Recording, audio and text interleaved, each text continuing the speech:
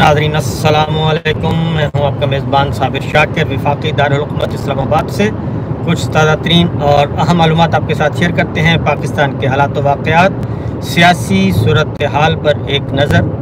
और आज हम अभी निकले हैं तो मुझे नहीं पता हम कहाँ जा रहे हैं, क्योंकि इमरान रियाज़ खान साहब पीछे बैठे हैं, इमरान भाई, और इन्होंने अभी मुझे गाड़ी में बिठाया है और इन्होंने कहा कि आए ज़रा आपको चाय पिलाते हैं।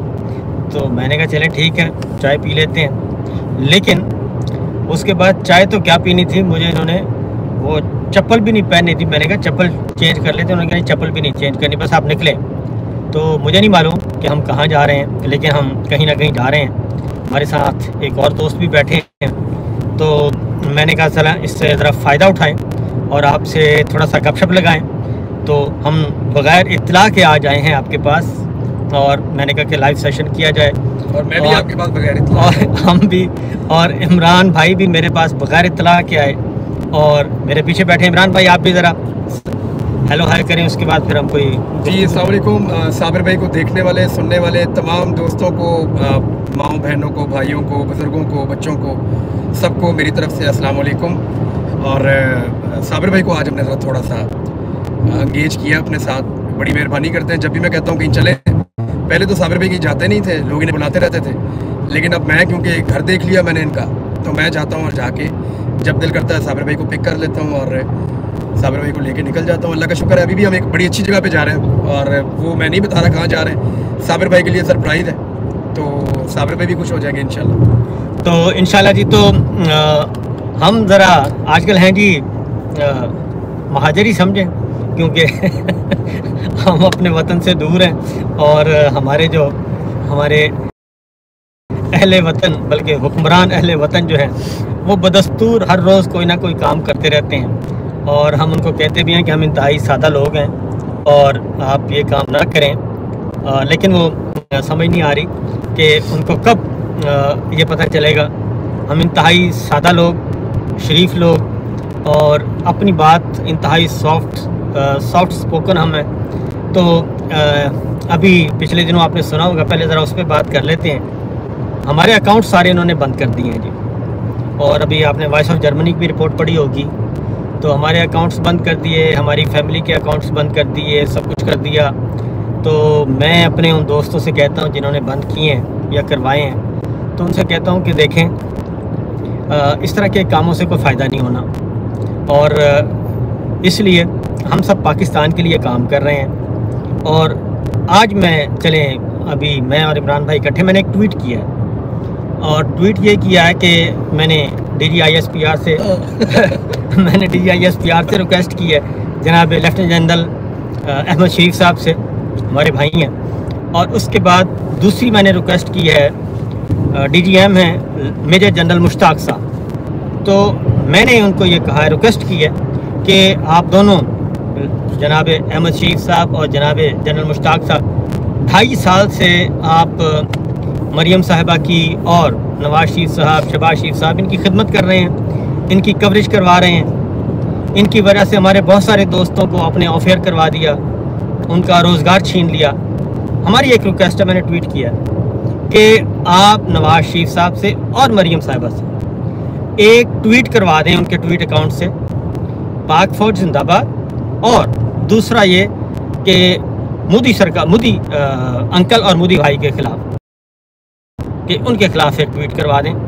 और हमें जो कहेंगे हम अपनी शर्त हम करेंगे, और साथ ही फौरी तौर पे हम जो इनाम देंगे वो है उम्रे का टिकट हम दोनों भाइयों को देंगे, अगर ये उन्होंने करवा दिया। नहीं तो मैंने भी एक, तो मैं आता हूँ। उसके बाद इमरान भाई ने उस पर एक और ट्वीट किया है। इमरान भाई आप बताएं। एक टिकट मेरी तरफ से भी, मैं ये नहीं होना साबिर भाई, देखें ताकि इन्होंने वो गरीब लोग जिनका कभी कोई उनके अकाउंट में थोड़े पैसे किसी मकसद के लिए भी हो सकते हैं, यार आपने इतनी महंगाई कर दी है, लोगों का गुजारा नहीं हो रहा। वो जो बेचारे सफ़ेद पोश लोग हैं, जो पहले नहीं किसी से मदद लेते थे, उनको भी लेनी पड़ रही है। अब जब उन लोगों के आप अकाउंट बंद कर देंगे तो बेचारे क्या करेंगे? तो इस पे इमरान भाई मैंने ट्वीट भी किया है, गुफ्तगू भी की है कि देखें, पिछले जो आते थे ना डिक्टेटर्स, वो क्या करते थे, वो सिर्फ अपने जहाँ से उनको ख़तरा वतरा जो होते थे वो ये काम करते थे। लेकिन ये जो रजीम है ना, ये आइन शिकन कानून शिकन सिर्फ नहीं है, ये रजीम जो है ये इनको अल्लाह का भी खौफ नहीं है। ये इतने बेरहम हैं कि लोगों का रिस्क छीन रहे हैं। आप हमारी इताअत करें बिल्कुल ऐसे जैसे खलीफातुल मुस्लिमीन की जाती है। ये उस लेवल पे आके तो सर ये वो वाली क्वालिटीज़ ले आए ना अपने अंदर। ये वो वाली क्वालिटीज़ ले आएँ, इंसाफ ले आएँ, इंसाफ करें, जस्टिस करें और पाकिस्तान को आगे लेके जाएं। वो काम करना नहीं है और जुल्म पे जुल्म किए जा रहे हैं। नहीं, अगर खलीफातुल मुस्लिमीन का टाइम होता जी तो ये फार्म 47 फार्म 45 वाले मामले पे इधर पाकिस्तान में 100-200 गर्दनें उतर जाती। जी हाँ, तो ऐसा ही है। एटीट्यूड वो वाला नहीं है, करतूत वो वाले नहीं है, इज्जत उन्हें वो वाली क्यों चाहिए? ये इज्जत भी चाहिए और कहते हैं गन पॉइंट पे हमारी इताअत करें और जो कुछ, और उसके बदले में कहते क्या है कि जान माल आबरू सब आप हमारे हवाले करें, अपने वालिदैन अपनी फैमिली हमारे हवाले करें और उसके बदले में अगर हम चाहेंगे तो आपको चंद सांसें जीने के लिए दे देंगे। ये है। तो बहरहाल अल्लाह ताला इनको हिदायत दे और हो सकता है अल्लाह ताला हिदायत दे दे इनको, लेकिन हिदायत उनको आती है जो ख़ुद भी रजू करते हैं। अब आर्मी चीफ जो है वो सिर्फ बर्री फ़ौज के सरबराह हैं, एयर चीफ फ़िज़ाइया उनके अंडर नहीं है, नेवल उनके अंडर नहीं है। अब जो है कमांड होगी chairman joint chief of staff committee उनकी, यानी कि जनरल ज़ुबैर की। तो कमांड उनको दे दी गई थी और फिर उसके बाद वो अभिनंदन, क्योंकि कहा जाता है ना जो बाजवा साहब थे, बाजवा साहब के तो बाकायदा तौर पे उनके पसीने छूटे हुए थे। तो इस तरह की उस वक्त आप शायद उसकी बाजवा साहब ने, ये बात मुझे पता है कि बाजवा साहब ने प्राइम मिनिस्टर और कुछ कैबिनेट के लोग थे उनके सामने और कुछ जो वहाँ मिलिट्री के लोग बैठे थे उनके सामने ये सफाई दी थी कि मैंने अमेरिका को श्योरिटी नहीं दी हुई कि इंडिया अगर कोई छोटा मोटा हमला करता है तो हम जवाब नहीं देंगे। ये बाजवा साहब के ऊपर क्योंकि शक किया जा रहा था तो वो उस मीटिंग में सफाइयाँ दे रहे थे। ये बात ठीक है। ये है जनाब, ये हम, मेरा ख्याल है कि पहली दफ़ा मैं और इमरान भाई इकट्ठे बैठे हैं तो इत्तेफाक से ये पहली दफ़ा हम आपको ये ख़बर ब्रेक कर रहे हैं उस वक्त की नेशनल सिक्योरिटी की, क्योंकि इससे मिलती जुलती एक और ख़बर भी थी कि जब ये हुआ मामला और जब पाकिस्तान ने रिटेलिएट किया तो फिर बाजवा साहब का फ़ोन नहीं उठा रहे थे अमेरिका में, वही पोम्पियो साहब। ये पोम्पियो साहब फ़ोन नहीं उठा रहे थे। उसकी वजह क्या थी? उसकी वजह ये थी कि उन्होंने कहा कि हमने उधर बताया हुआ है कि भाई आप छोटा मोटा काम अगर करना है तो कर लें, हल्ला गुल्ला ठीक है, कोई बात नहीं, गपशप हो जाएगी। तो इधर आपने 2 त्यारे गिरा दिए, अभिनंदन पकड़ लिया और उधर एक हेलीकॉप्टर उनका उधर मर गया, गिर गया।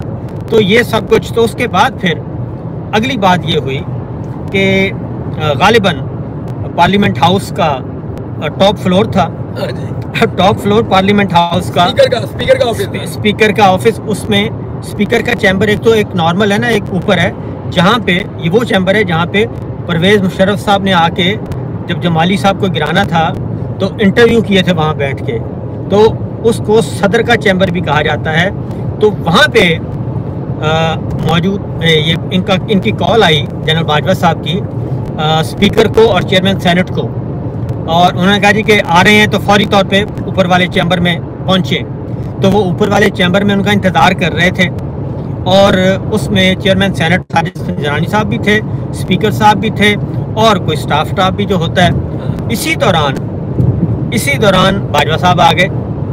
बाजवा साहब हाँफते कांपते, उनके साथ कुछ और ऑफिसर भी थे और एटलीस्ट 3 लोगों ने ये गवाही दी है कि बाजवा साहब कह रहे थे कि नरेंद्र मोदी तकरीबन पागल हो चुका है, वो अटैक करने जा रहे हैं, हम क्या करेंगे, हमारा जो है वो कैपेसिटी के ऊपर वो बात कर रहे थे। बाकी बात जो है वो नसीम ज़रा साहब बता चुकी है पहले।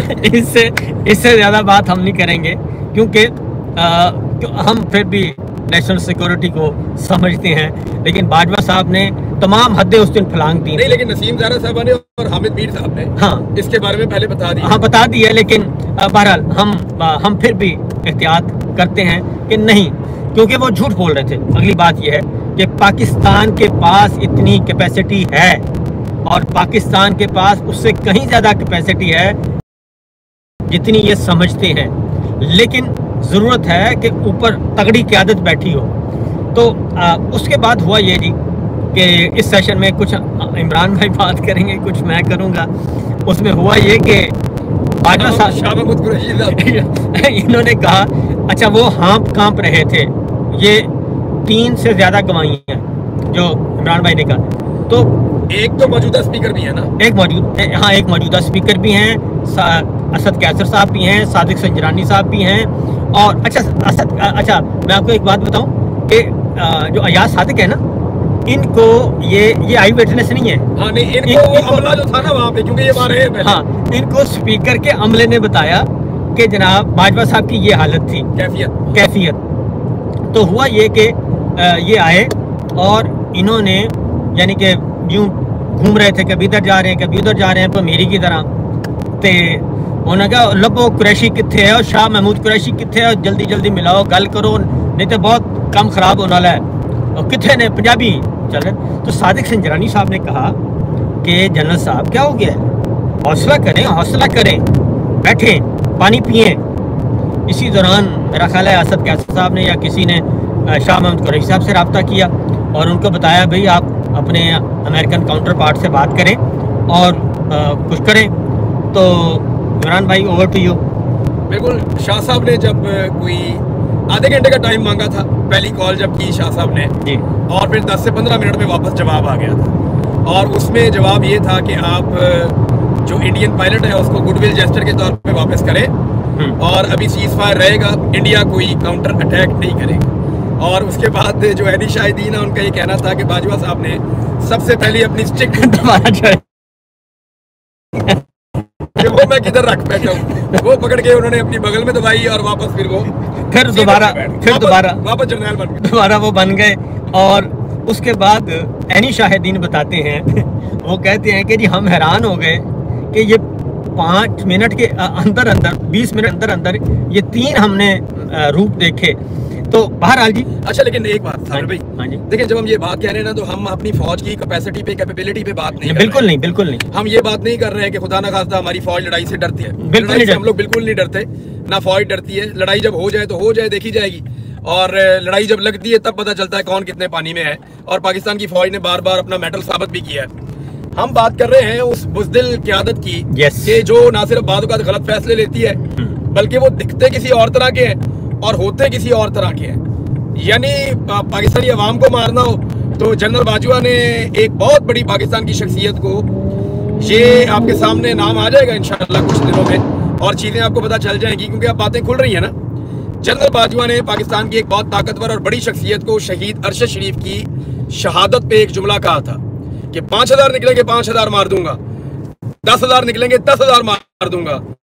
तो निहत्ते पाकिस्तानियों के लिए तो दलेर हो जाते थे, लेकिन जब हम पल्ला दुश्मन के साथ मुकाबला हो तो फिर आप एकदम, उसको पंजाबी में कहते हैं ढेरी ढा गया। हाँ जी, तो वो नहीं होना चाहिए। हमारा फौजी जवान बड़ा दलेर है, बहादुर है, तो हमारी क़यादत को भी उसी तरह से रिएक्ट करना चाहिए। इसलिए जनरल जुबैर साहब उस वक्त लीड कर रहे थे, chairman joint chief of staff committee.